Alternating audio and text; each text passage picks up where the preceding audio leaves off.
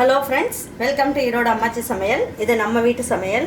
இன்றைக்கி நம்ம பார்க்க போகிறது ஒரு சூப்பரான ஒரு வெண்டைக்காய் புளிக்குழம்பு எப்படி வைக்கலான்னு பார்ப்போம். இது பார்த்திங்கன்னா நல்ல ஒரு கல்யாண வீடுங்கள்லாம் வைப்பாங்க, ஹோட்டல்லையும் செய்வாங்க. நல்ல டேஸ்ட்டாக சூப்பராக இருக்கும். இது எப்படி செய்யலான்னு பார்ப்போம் வாங்க. நம்மளோட சேனலில் சப்ஸ்கிரைப் பண்ணாதவங்க சப்ஸ்கிரைப் பண்ணிக்கோங்க. சமையல் குறிப்புக்கள்லாம் உடனே உங்களுக்கு வேணும்னு நினச்சிங்கன்னா பக்கத்தில் இருக்க பெல் பட்டனை அழுத்தி வச்சுக்கோங்க. அப்படியே ஃபேஸ்புக், இன்ஸ்டாகிராம், ஷேர் சேட்டை ஃபாலோ பண்ண மறந்துடாதீங்க. இப்போ இதுக்கு நம்ம ஃபஸ்ட்டு என்ன பண்ணுவோம், எண்ணெய் ஊற்றிக்கலாம்.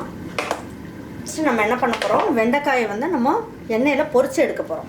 ஒரு 200 கிராம் அளவுக்கு வெண்டைக்காயை வாங்கி நல்லா கழுவிட்டு மேலே இருக்க இந்த இதெல்லாம் இருக்கு இல்லைங்களா, துணியை வச்சு தொடச்சிடலாம். தொடச்சிட்டு அதுக்கப்புறம் கட் பண்ணிங்கன்னா உங்களுக்கு அந்த வளவளப்பு தன்மை இருக்காது. ஈரத்தோடையே கட் பண்ணிங்கன்னா உங்களுக்கு வளவளப்பு தன்மை இருக்கும். இப்போ இந்த வெண்டைக்காயை லேசாக நம்ம என்ன பண்ணுவோம், எண்ணெயில் பொரிச்சு எடுத்துக்கலாம்.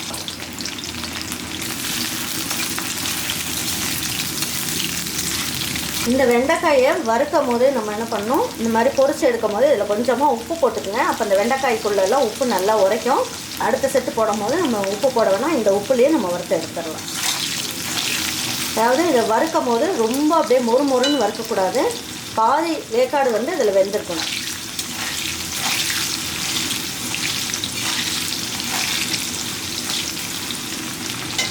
இந்த ஸ்டேஜில் நம்ம எடுத்தோம்னா வெண்டைக்காய் சாப்பிட்றதுக்கும் நல்லாயிருக்கும், ரொம்ப சாஃப்டாகவும் இருக்கும். மீதி இருக்க வெண்டைக்காயை இதில் போட்டுடலாம்.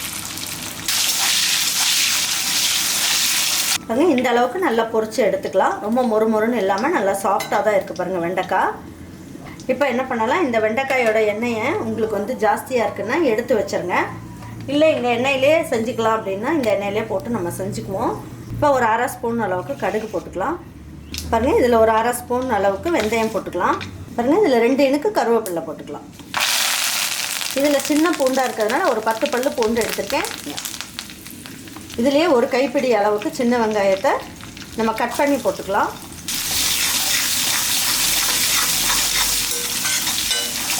ஒரு 7-8 வெங்காயத்தை முழுசாகவும் போட்டுக்கலாம். நமக்கு டேஸ்ட் ரொம்ப நல்லாயிருக்கும்.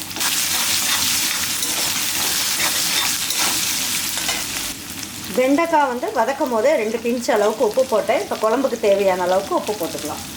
ஒரு 1/4 ஸ்பூனோட கம்மியாக மஞ்சள் தூள் போட்டுக்கலாம்.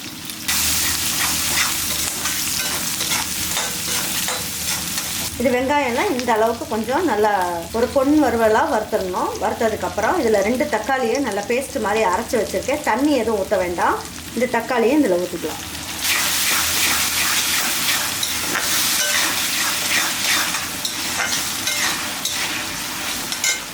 இதிலே ஒரு பிஞ்ச் அளவுக்கு பெருங்காயம் போட்டுக்கலாம்.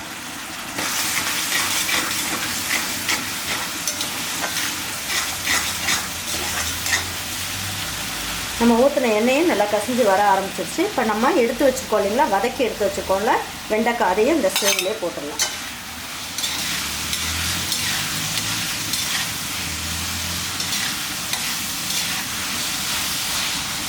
இந்த ஸ்டேஜில் நம்ம வீட்டில் அரைச்சி வச்ச குழம்பு மிளகாய் தூள், அது ஒரு 1.25 ஸ்பூன் அளவுக்கு போட்டுக்கலாம். இதுலேயே ஒரு 1/4 ஸ்பூன் அளவுக்கு ரெட் சில்லி பவுடர் போட்டுக்கலாம்.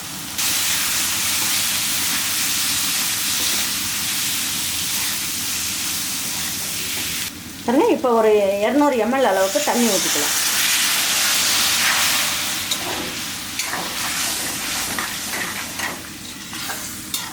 பாருங்கள், இப்போ நம்ம மிளகாய்த்தூள்லாம் போட்டு தண்ணியெல்லாம் ஊற்றியாச்சு. இப்போ ஒரு 2 நிமிஷத்துக்கு மிளகாய்த்தூள் வாசம்லாம் போக நல்லா கொதிக்கிட்டு தட்டை வச்சு மூடி வச்சிடலாம். பாருங்கள், இந்த அளவுக்கு புளியை நம்ம என்ன பண்ணணும், நல்லா தண்ணியில் போட்டு கரைச்சிட்டு வடிகட்டி எடுத்து வச்சுக்கலாம். பாருங்கள், நல்லா கொதிச்சிருச்சான்னு பார்க்கலாம். பாருங்கள், எண்ணெயெல்லாம் கசிஞ்சு வர ஆரம்பிக்குது. வெண்டைக்காயும் ஓரளவுக்கு நல்லா வெந்துருச்சு. இப்போ அது பாருங்கள், புளியை வந்து நல்லா கரைச்சி எடுத்து வச்சுருக்கேன். இதையும் இதில் ஊற்றிடலாம்.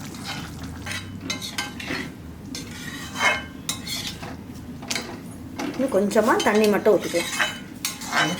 இதில் 1 ஸ்பூன் அளவுக்கு வெல்லம் போட்டால் இன்னும் நல்ல டேஸ்ட் கொடுக்கும். இது கல்யாண வீடுங்கள்லாம் பார்த்திங்கன்னா நமக்கு வந்து சாப்பிடும் போது, ஹோட்டலில் சாப்பிடும் போதெல்லாம் ஒரு இனிப்பு டேஸ்ட்டோட வெண்டைக்காய் புளிக்குழம்பு நல்லாயிருக்கும் இல்லைங்களா. உப்பு, புளிப்பு, காரம், இனிப்பு எல்லாம் சேர்ந்து இந்த புளிக்குழம்போட டேஸ்ட்டையே தூக்கி கொடுக்கும். ரொம்ப நல்ல ஜம்முன்னு இருக்கும். வேண்டாம் அப்படின்றவங்க வெல்லத்தை மட்டும் அவாய்ட் பண்ணிக்கலாம். இப்போ தட்டை வச்சு மூடி வச்சிடலாம். எல்லாம் ஒன்றா சேர்ந்து ஒரு 2 நிமிஷத்துக்கு நல்லா கொதிக்கட்டும். பாருங்கள், குழம்பெல்லாம் நல்லா கொதிச்சிருச்சான்னு பார்க்கலாம். வெண்டைக்காயெல்லாம் நல்லா கொதித்து எண்ணெயெல்லாம் கசிஞ்சு வந்துருச்சு. நல்லா பாருங்கள், இதோட பச்சை வாசம்லாம் போயிருக்கும். இப்போ இதை எடுத்து வச்சு பரிமாறிக்கலாம். தேங்காயெல்லாம் எதுவும் அரைச்சி ஊற்றாமல் நல்லா பண்ணியிருக்கிறதுனால நல்லா டேஸ்ட்டாக இருக்கும். இப்போ இதே மாதிரி ஒரு வெண்டைக்காய் புளிக்குழம்பு உங்கள் வீட்டில் இருக்கவங்க எல்லாருக்குமே நீங்கள் செஞ்சு கொடுத்துட்டு அவங்களுக்கெல்லாம் பிடிச்சிருந்ததுன்னா லைக் பண்ணுங்கள், ஷேர் பண்ணுங்கள், சப்ஸ்கிரைப் பண்ணுங்கள், மறந்துடாமல் கமெண்ட்ஸ் பண்ணுங்கள். தேங்க்யூ ஃபார் வாட்சிங் ஈரோடு அம்மாச்சி சமையல். தேங்க்யூ.